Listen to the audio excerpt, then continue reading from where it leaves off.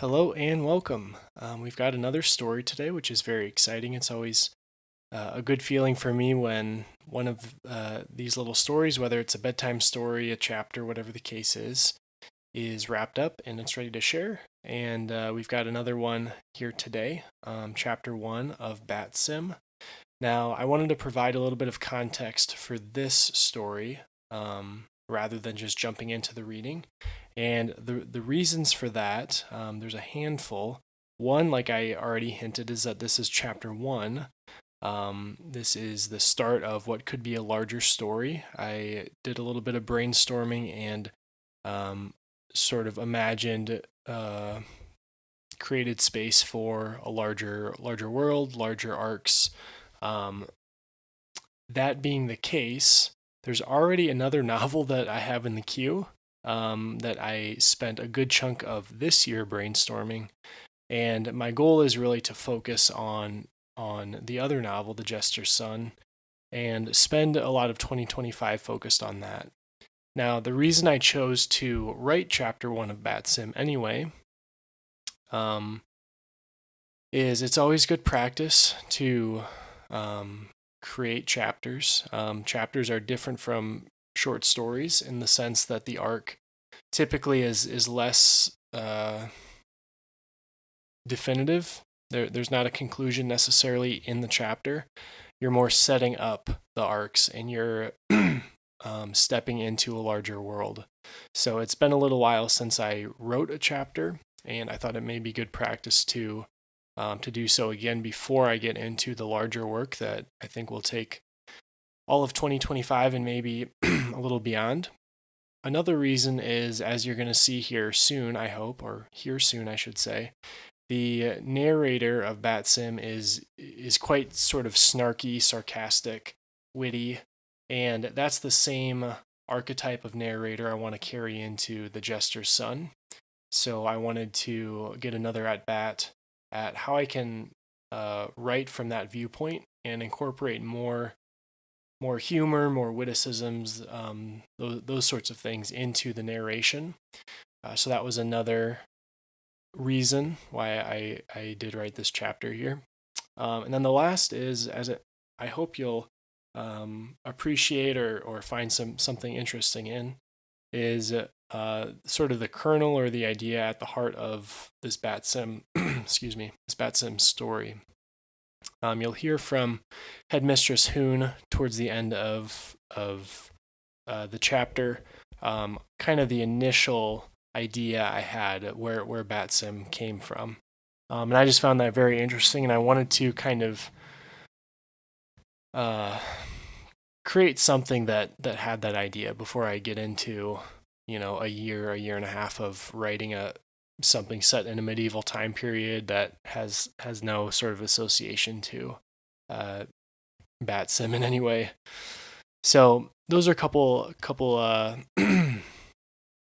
thoughts on BatSim, and I will go ahead and start reading the chapter now, and I hope you enjoy. Chapter 1: Death by Trolls. I would soon be troll food. Crunchy, juicy, fresh, I was the full package. The eager diners were marching, a distant blur of muds and greens creeping toward the city wall. The wind at their back swept their noxious smog across the plain and over the high stone wall. The stench hit me. 2 miles from the actual trolls, and in my nose I tasted old eggs and pickled warts. No element of surprise today, and no wonder troll assassins were in short supply. I leaned against the wall and pinched my nose shut. Great, now I can pretend they're just siege towers. Charlie sighed. He was squat as a dwarf with little of the muscle and none of the beard. He was testing whether it seemed safer to breathe through his nose or mouth. His sprout of blonde hair was like straw poking from a very round straw bale. Why would there be 111 siege towers? We have a big wall. Forget grenades, we should be throwing spray deodorant today. Charlie drew another experimental breath. No realistic wall could warrant 111 siege towers. The wall would have to be massive, at least. He paused, mouthing numbers. I get it, I said. You're too smart to be a fod. Some of us must be. Law of probability. I nodded at the approaching army. How about law of probably dead today? I'd put us at 80%. That hijack? He frowned, then nodded to the tower on the southern end of the city. We don't have our worms. Not after the giant raid. He sighed. Yeah, I'd put us around 80. We watched the muddy green tide inch forward. We stood atop the inner wall of the city with a group of 30 soldiers, the keepers, commanded to fall back to the keep if the outer wall was breached. Prestigious position, but Charlie and I had been randomly chosen to fill in. We were subs, third stringers, fods. I knew it, Charlie knew it, the others knew it. There were a few other nervous newbies, but most of the crew looked seasoned. They, at least, knew where the stairs were to get down to the keep. I just have to follow and not get lost. I shuddered, imagining the embarrassment of getting separated from the group and lost in a privy chamber while the city was taken by trolls. If I stayed there long enough, I could develop a proper trollish stench. Maybe I could emerge as some sort of troll baby and merge into the herd, or whatever. Maybe it was called a trolley of trolls. Either way, the view of the battle would be much better from this inner wall than on the outer wall. Less heroic, sure, but cooler. Panoramic. I'd been planted on the outer wall for every earlier battle. The front lines. An unsurprising place for cannon fodder like me. But at least it didn't take long to get some action up there. Back here, it could be ages. I hate the waiting, I grumbled. I bounced my sword in my scabbard. After my first week of training, it still felt like an oversized chicken leg.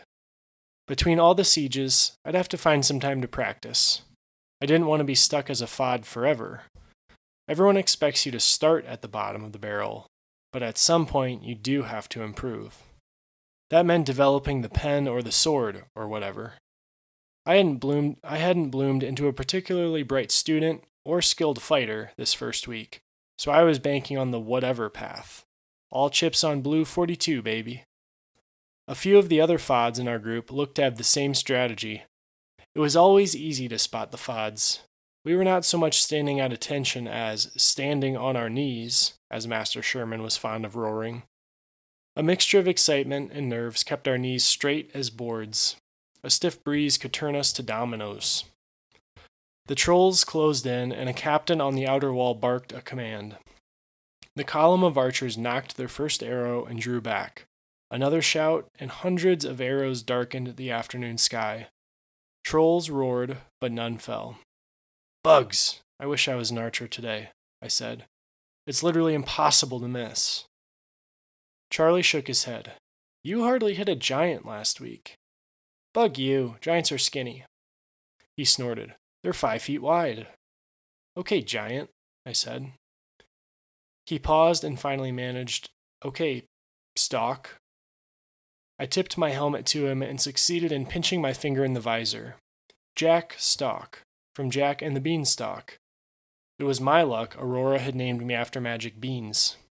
I was one of the tallest recruits of the year, but not quite tall enough to get a cool name like Altus Towers. I watched him pacing the outer wall, great sword drawn. He was 15 and already a mountain.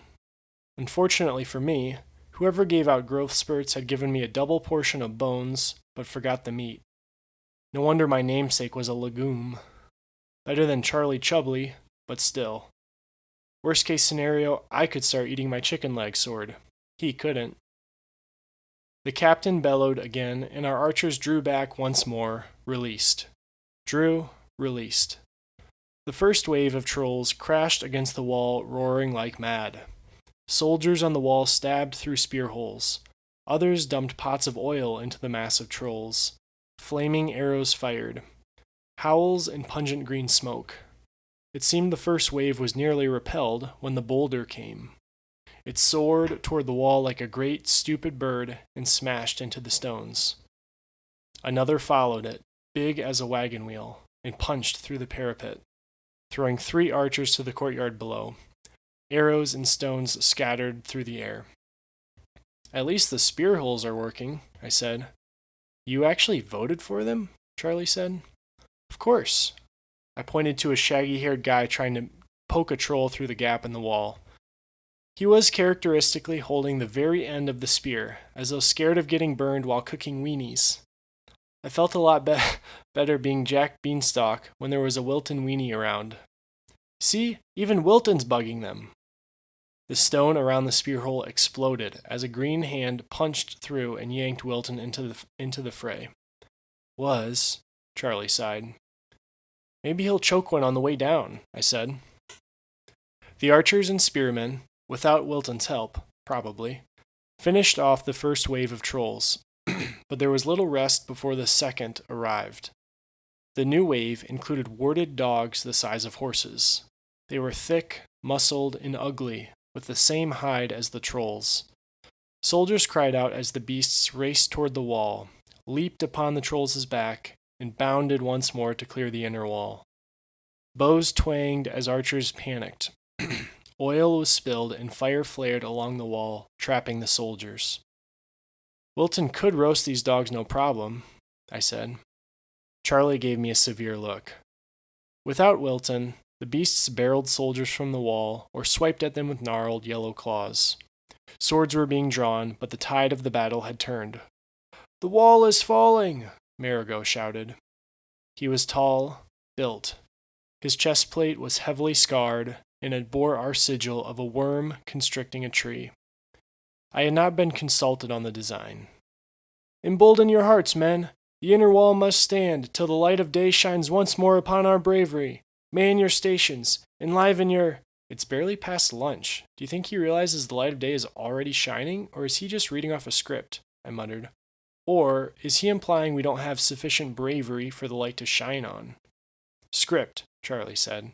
Have you slept through speech all week? Marigot's practically reciting the Battle of Benpot. But men of the West, Marigot bellowed, it is not this day.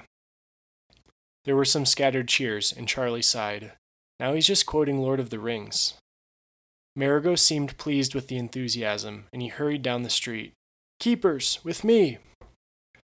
The crew snapped into motion, and I hurried along as Marigot led us to the keep. No privy chamber for me. Behind us, soldiers readied themselves along the inner wall, gripping spears and swords as the outer wall fell to the trolls. Then we entered the keep. The heavy iron gate banged closed. All was hidden, save for the muffled sounds of battle beyond. The hall behind us was filled with women and children. We were the last line of defense. 30 soldiers, many of us straight-kneed fods. No odds for fods, Charlie said, reading my mind, and Marigot called us into formation. I was on the left edge, front row, the crust of the first bite. It wasn't long before the cries grew louder, and we heard the snarl of the beasts and trolls unclaiming the inner wall. All became still. Even though I knew better, fear took me. My breaths grew short, fast. My hilt was slick with sweat, my shield arm was numb. Were my straps too tight? Something slammed into the gate. Should I loosen the straps, or did they need to be tighter? I wasn't good at blocking troll attacks, but dropping your shield during the fight was definitely bad. Getting singled out would be the death of me. I tried tightening the straps while holding my sword. I couldn't grip it, so I set the sword down to tighten up. Unfortunately, that was when the trolls burst through the gate. I fumbled for my sword, unable to pull my eyes from the huge buggers. They were like 3 green boogers from an even bigger troll. The front one had done an oil fire facelift, and was halfway to medium rare. Ugly, but less acne than the others. I found the hilt of my sword and stood, but it wouldn't budge. I was standing on the blade. We're all that's left, Marigot bellowed, hurrying forward. He raised his lance high. Men, we stand against evil. To the last, we must defend the... Medium rare booted him. Marigot sailed over us, past the innocents huddled behind us, and crashed into the back wall of the keep. You won't miss much, I said to Charlie, successfully retrieving my sword. M.R. bellowed, thumping its huge chest with warded hands. 3 others surged into the room, and all became chaos. They crashed into us like filthy green wrecking balls. I hunkered behind my shield and stabbed blindly. Splinters flew, men shouted. Green blood spurted my boots, and my sword was wrenched from my hand. Somehow, it was impaled in MR's shin. Pain shot through my shoulder, but I couldn't help myself. That's a hit, baby! Yeah! I realized I was standing, pointing at the small wound and grinning like a madman.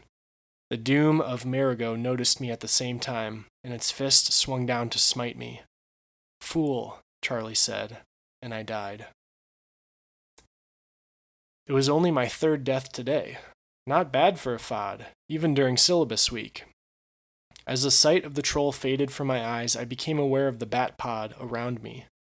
The bed of the BP was soft and warm, and my haptic clung to me like a skin-tight quilt. I looked like an off-brand Teletubby. The overhead screen beeped on, showing my stats for the sim. Survival time 21:56, plus 21 score. Combat efficiency 6%, plus 6 score. Kills 0, plus 0 score. Blunders 6, minus 30 score. Deaths 1, minus 10 score. Total score 0. A much better survival time than my usual 3 minutes on the outer wall, depending on my luck with the flying boulders. I hadn't made it to the dogs yet. I glossed over the rest of my stats, which were mostly zeros, besides the single hit I landed. Another personal best. Someday I might even get a positive score. I paged over to the leaderboard and saw all 111 members of my class. I was number 102, probably due to my blunders in the battle. Bugs. There was a beep, and Benedict Egg jumped up the leaderboard, pushing me to 103. I watched the live feed as he scored another hit on MR. He slashed again, catching one of the beasts across the shoulder before a troll fist crunched him. He slid up to row 72 on the leaderboard, even passing one of the juggernauts. It was Marigot, sure, but scoring higher than a jug had to feel good. Benedict's combat efficiency settled at 52%, and his line went gray. Not bad for a FOD. Benedict whooped from a battle pod across the room, his voice muffled. I selected Charlie from the list, and the video feed panned to him. There were only 15 soldiers left, and they'd fallen into a half-moon shield. Charlie had taken my spot as left crust. Big shoes to fill. Medium Rare rushed the arc of soldiers just as the interior men readied their troll lances. Forged in a single mold, the lances were 8 feet of solid steel. Too heavy and unwieldy for most combat situations, they had one purpose. 3 men fell to a knee and planted their lances against the ground at a 45-degree angle, backs straining against the weight. The lance heads caught MR in the chest. Boards beneath the lance butts shattered as the troll crashed into the trap. MR collapsed, and 3 tiles on the leaderboard jumped into the top 30. But there were more trolls. 52 more, according to the feed. No odds for FODs, baby. The remaining members of the Crescent quickly were crushed, smitten, and so on, with Charlie letting a troll tee off on him with a broken beam. Honestly, Charlie's muted voice said from the BP beside me, I'd like to see Styx try blocking a tree. Same. I scanned the leaderboard for Stella Styx, and was unsurprised to see zeros across her stat line. She'd observed another battle. She was our class's praxis, and she'd observed every battle this week as we were routed time and again by the other schools. I toggled to the opponents' leaderboard, complete with the profile pictures of the opposing students beside mugshots of their troll avatar for the sim. Lots of green uglies, plus some trolls. Number 1 on their leaderboard was Praxis Pike Stone with 65 kills. A defeat message appeared on the feed, as though there were any confusion, and the BPs hissed open as the sim ended. I stood with a sigh, stretching high and enjoying one last breath of good air. My classmates rose from the other 10 BPs around the room. Squad 10. My squad. Well, Marigot's squad, technically. Charlie was sweaty and red-cheeked, despite the cooling function of his haptic. Even the vents of the room could not keep up with the stench of our collective, nervous sweating. At least we can beat something. Another one on the chin, Marigo Serenova said. Come on, let's head to recap. He was long and muscled, exactly like in the sim, and he led us from our BP room down a polished hallway. Paintings and exotic plants lined the walls. An ever-present table of nutritives sat at the opening of the hallway. Bars, gels, and juices, all packed with optimal nutrient ratios. I grabbed 3 gels. I was hungry after the sim, and 2 would top me off. I popped them in as we walked down the hall and held onto the 3rd gel, the bright green one. Bugging trolls, Jericho growled through a mouthful of bar. He used aftershave each morning, despite not owning a razor or facial hair. Swords suck against trolls. Aurora screwed us, Lank. Lank was 3 hands taller than Jericho, but he shrank away.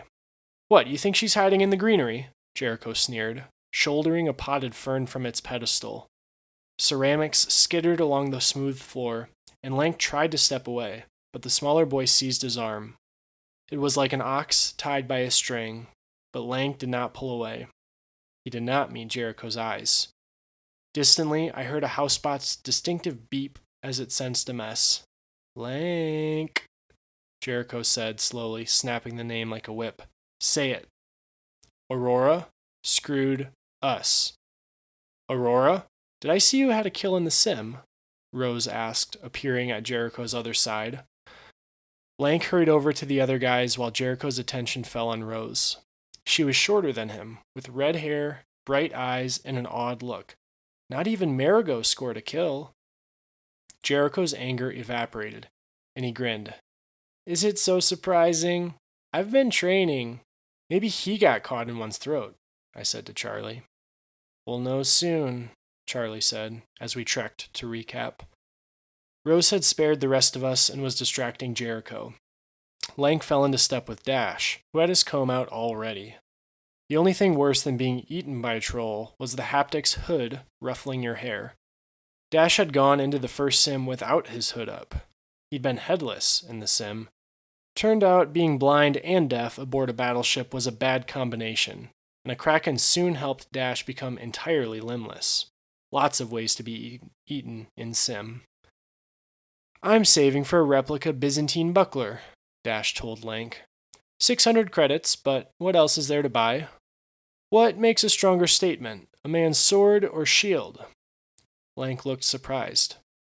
I don't know. The sword. I suppose you're right. I'll browse the armory. Why can't BatSim just add some flair to the standard straight swords? Gems or ancient text, you know? The starter swords are better for boarding up windows than shining across a knight's back. The 3rd gel in my hand had now softened up and grown slightly sticky. Perfect. I took aim and flicked it at Dash's perfectly combed hair. The puke green missile sailed over Dash and splattered against an antique painting. Bugs, I muttered. My coordination was better in sim, though not by much. Someone giggled behind me. Haley, always watching. Her blonde curls bounced as she whispered something to the other 3 girls. They were all careful not to look at me while she spoke. Too careful. Oh well, they already knew I was the fun one in the squad. 5 guys, 5 girls, chosen by Aurora to create this particular squad, at this particular high school. 10 FODs following Marigo down another hallway. It was strange to think we'd been in a similar formation minutes ago, heading into the keep to battle trolls. I'd rather do another round with the trolls than buckle up for recap. 65 kills, I said to Charlie as our corridor opened into a wide lecture hall.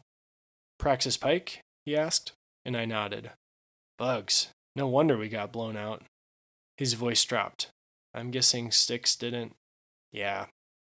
Even after Master Sherman said, yep, this'll be interesting. Our squad funneled into the back row of the stadium seating, up in the nosebleeds. Other squads hurried in, led by their juggernaut. The hall quickly filled with chatter and the steadily rising volume that comes with any gathering of 14-year-olds. It takes more than a troll whipping to put us down. That's what Master Sherman was for. But as the master's door opened, it was not a grizzled man that hobbled toward the desk. Instead came a woman of middling years, with silvering hair and a sweeping robe in the classic fashion. Headmistress Hoon. Another defeat, I hear. Her words were gentle, sweet, as though thanking a child for gifting her a flower. She checked the personal aurora on her forearm, reading the interface of the device. She looked up, face pleasant. You are now statistically the worst freshman class in the history of BatSim High Wormville. Even the class of 2049 had a record of 1 and 14 through the first week of Sims. Infinitely better than 0 and 15.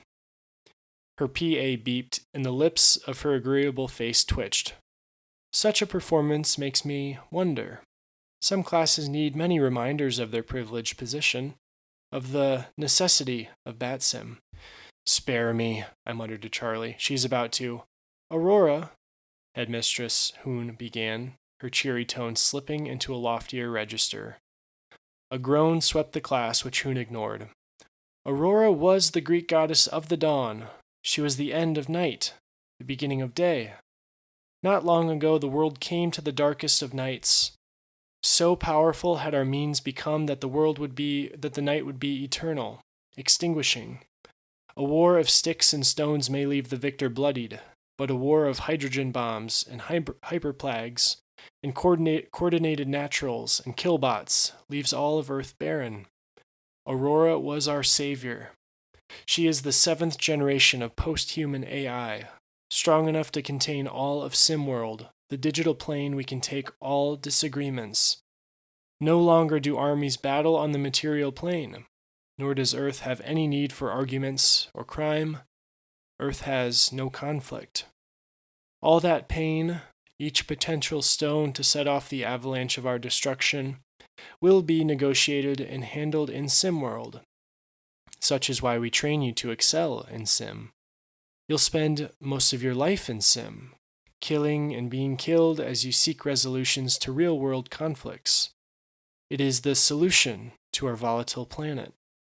Your training here at BatSim will make you competent and deadly in Sim, strategic in your career ventures, and above all, masterful in avoiding real-world conflict.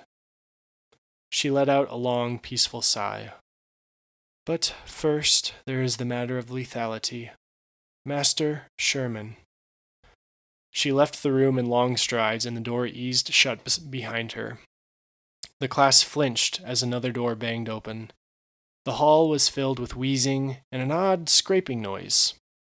I spotted the tennis balls of Sherman's walker first, as he entered the room just in time, and I braced myself for his barking words. 53-foot wall, a 53-foot bloody giant wall with... He struggled for a word and slammed the podium. Crayons! I could hold that wall against 1,000 trolls. You had bows and spears and oil, and a second wall, just in case you were stupid enough to lose the first. Did you think the dogs were for petting? Of course they were the siege team. Raise your hand if you're an archer, and be lucky I don't cut it off. He banged his walker against the ground, which was still intimidating with the tennis balls. A few hands went up, and his wrinkled face focused on one in the first row, probably the only row he could really see, and the most feared seats in the hall. Name, you gremlin.